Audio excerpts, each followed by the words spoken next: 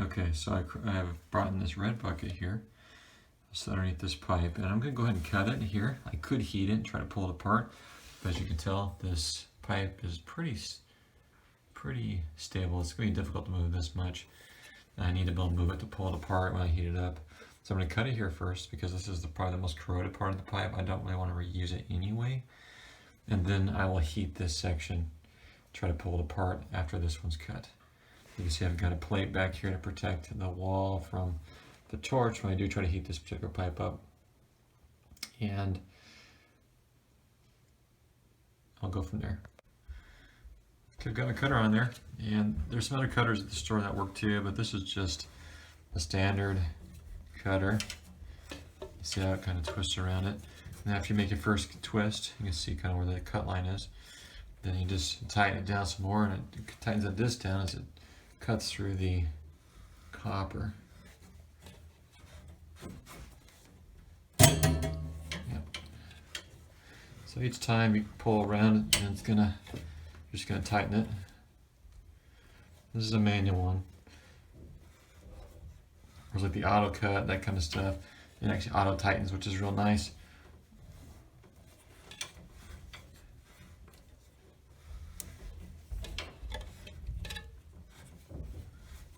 I just kind of do one turn per rotation. Just tighten it, just hand tighten it. If it's too tight, you can't turn it, then it's too tight.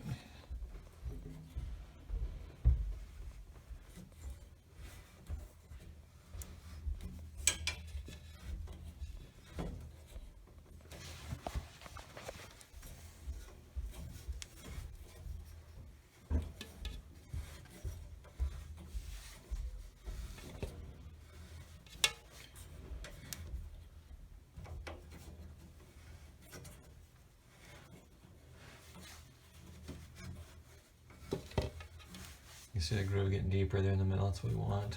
At some point here it's going to start to leak out, which is why we've got this bucket here. So we are expecting that to happen.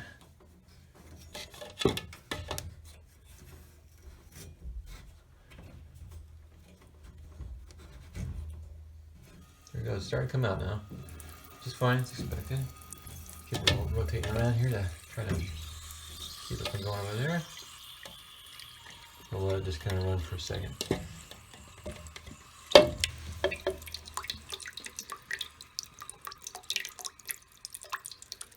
There we go.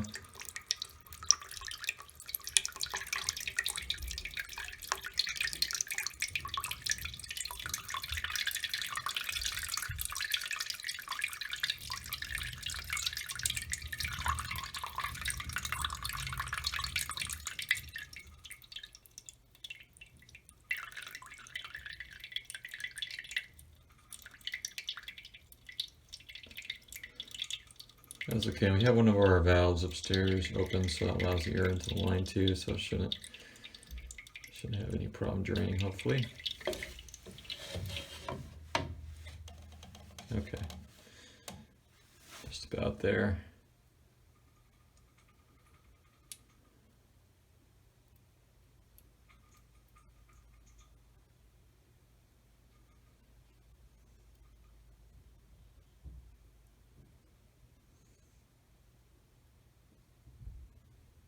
Okay, now I'll keep running that.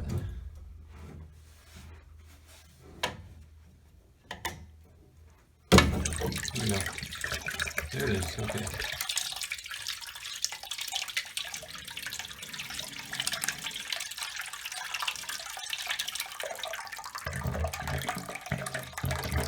That was a good thing the bucket's big enough, huh?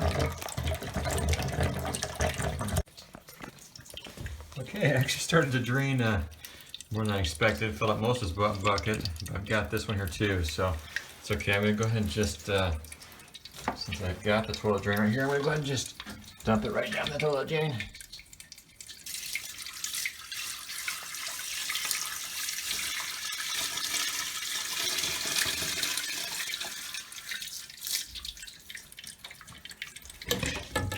Plug that baby back up.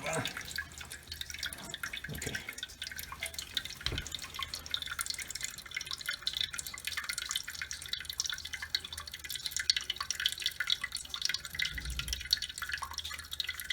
still draining. That's okay. That's okay. Because actually the pipe that I really need to work on is this one here. So we're gonna let that drain. Okay, I'll heat this up. Let's see how this one's actually under some pressure there. And that was doing what it was doing. So, okay. So it's still draining right now. As I look at this, I think what I'm going to do is I'm going to go ahead and cut this here. I've got enough room on this pipe where I can go ahead and make a cut here and be okay. And anytime I don't have to heat this thing up, the better. I mean, we'll obviously have to heat up to weld these new fittings on here, but if I can not have to heat up one time, it's going to be okay. Still drain out of this one. I think what's actually happened is I know the mixer in this particular drain right here is not great, and so it's probably allowing cold water from the cold water side over to the hot water. This is a hot water pipe, that's why it's backfilling, because it's actually the water comes down from here up into there, and that mixer is still letting water through. Even though the water's been cut off to the house, there's still cold water up in the system, and now it's drained out, looks like, so we're just about there. When I cut this piece off, I wanted to kind of show you, kind of see inside some of the stuff that kind of lives on the bottom of these pipes. The sediment that kind of builds up in there, so we get a good image of this. There we go. You kind of see the scale that builds up there. Some of that corrosion is internally inside this pipe. Kind of hard to see, but this is the back side. Definitely seen better days. So we'll get this fixed and go from there. So it looks like the water's just about finished draining out. We've got our other fittings. We'll put those on the pipe. Okay, so after some cutting and refinement, I've got this basically set up the way I want it with this 245s and this basically additional piece of pipe. I got the the L. I can't remember which one. Whichever one was thicker. This is what I got. This is a hot water pipe, and I figure since I'm doing this myself, might as well build it as strong as I possibly can. So anyway, that's what it is right now. So what we need to do is go through, need to deburr and clean out each of the places where the pipe connects to the couplers. Once we do that, we can test it one more time, and then we will get ready to weld it. Okay, as you can tell, so I get this to focus right. As you can tell, some of these pieces, as are brand new, they've already been deburred. And parts where they haven't been, like where I cut this pipe right here. See, it needs to be deburred. It's kind of got some pieces here, and it needs to be cleaned off. Otherwise, it can cause issues later. And there's some great YouTube videos. I might post some links below that you can take a look at people who really know what they're doing as they work through their welding process. So anyway, I'm going to deburr those. It's just basically taking this tool here, and it's just like almost like peeling an orange or like an apple. You just ream it. You ream through this piece here. Let's see if I can get it to show you how that looks. So.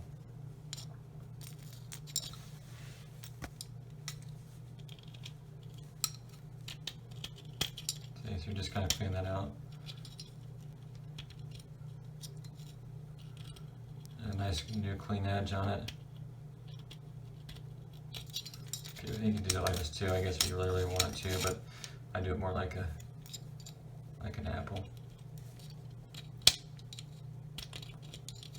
The cutting process is not perfect, but you want it to be clean edges.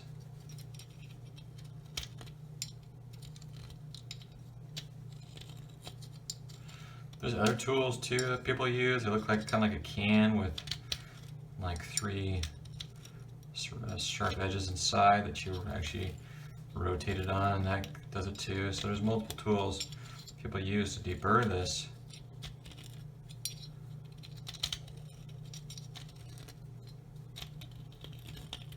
Just want it to look like it's clean and won't give me any problems later. Amazing how soft the copper is though compared to what I'm used to with steel and that kind of of stuff. Okay. All right, so that one's good. Yeah, quite a bit. So I actually pulled that one apart from a previous experiment on it, but I'll go ahead and just deburr both of these pipes.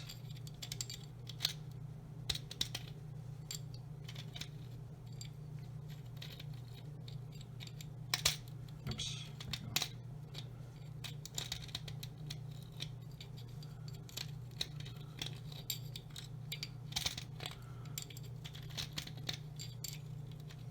Okay. As clean as possible on the inside there.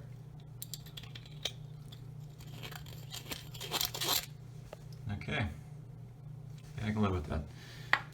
That one there. This one's already been welded. This one's okay. This one was a previous fitting. Most of these fittings are pretty good, but since I kind of previously welded this one, and I'm not sure if I did a pretty good job unwelding it, let's go ahead and just deburr it one more time, just in case. They say it's been tinned. If it's been tinned, you see the silver part in there? That's been tinned. Apparently that's a good thing, from what I understand. But be one that I cleaned out so it'll properly fit. Okay, so that's okay. We'll go ahead and continue to clean this out. I'll do some more sanding of that, and I'll also run this over there, make sure it gets cleaned out nice and good. When it heats up though, that flux is that solder that's in there, it will smooth out. It will melt back where it's supposed to be, but for now, as good as we can. Same thing with this one. Okay, see that? It's nice shiny inside, and this has been is shiny too. So that looks like I think they'll be okay.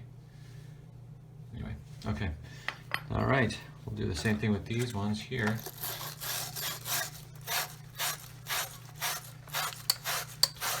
Let's get cleaned out nice and good. Actually, on this one, what really matters is I do the out pieces of it. Let's do the outside of it.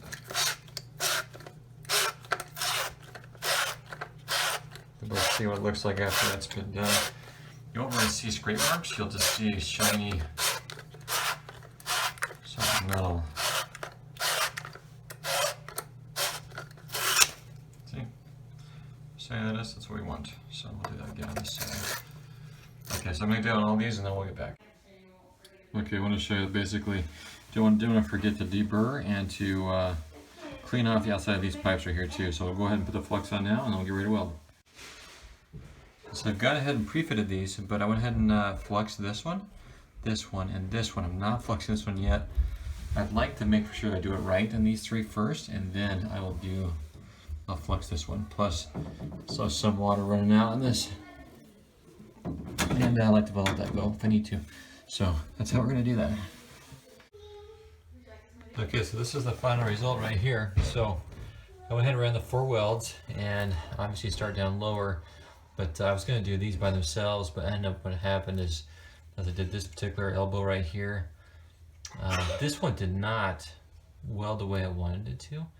Matter of fact, I was quite worried about it when I was trying to pull it off. I couldn't remove it, and I went ahead and just moved forward and just welded it the best I could. So I was most disappointed in this weld, but this one went okay. It sucked up just like it was supposed to in this weld. And then I went ahead and added this piece here, which went on okay. And then these welds I was pretty happy with. So they were, I felt like probably the best welds of the whole thing. So the pressure's back on, water's back on, no drips right now. So I feel good about it for now. I'm probably gonna keep this space open for a while, just in case something does happen. But for the most part, it should be good. All right, so I've done some further research on this joint here. And this one was previously tinned and had previous solder on it, and so it should help it, but I'm still a little worried about it. Like I said, it was really solid. I haven't had any water come out of it. It just didn't suck up as nicely as these ones did, where it just sucked right on up it just like it was supposed to, textbook. This one, it took solder, but wasn't like the other ones did, so just kind of watching that. So with these, with this one, I'm going to go ahead and keep this open. So I'm going to create a door on it. That way I have access so I can check it if I need to later. So I'm going to create, I'll cut this out. I'm going to patch this wall section with this. You can see this piece here will go in there like that. Look at our corner piece around there. I'll float that and then re-mud it. And then up here, I'm going to run this piece here. Same deal. We'll re-float it and then mud it. And that should give me access to this section if I need it. So like I said, I'll float that. They'll have a door here with hinges. I'll just run the hinges here. It'll just basically be this door will come out like that, and this door will come out like this. And that way I can see how this joint is doing. If I ever need to get back in here, it won't be as hard to get back in there too. But this seems solid. You know, the longer I watch it and the more I research, I think I'll be okay with it.